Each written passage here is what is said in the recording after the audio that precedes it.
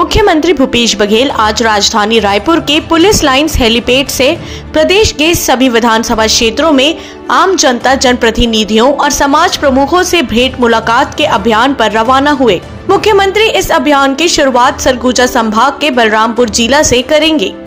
बघेल का पहला पड़ाव सामरी विधानसभा क्षेत्र में होगा।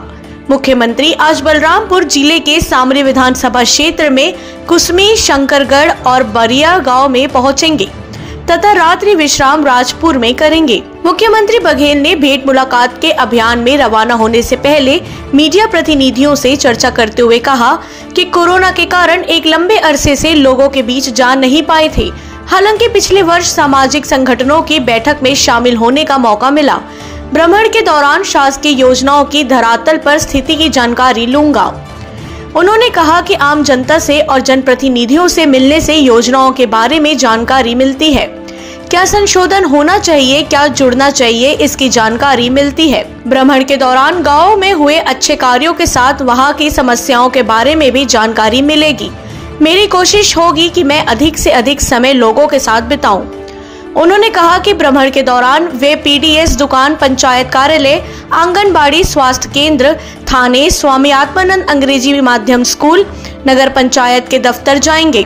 उन्होंने बताया कि जिले के प्रभारी मंत्री और क्षेत्र के विधायक भी भ्रमण के दौरान उनके साथ होंगे। नगरीय प्रशासन एवं विकास मंत्री डॉक्टर शिव कुमार डहरिया भी मुख्यमंत्री के साथ रवाना हुए। विपक्ष की बहुत तीखी निगाहें हैं आपके ऊपर। देखिए, कोरोना काल के बाद सघन रूप से हर विधानसभा में ये दौरा कार्यक्रम बना है। इसे कतई मत समझिए औचक निरीक्षण। नहीं तो अक्सर मीडिया में यही रहता है कि अचानक मुख्यमंत्री पहुंचे, इस प्रकार की कोई कार्यक्रम नहीं है।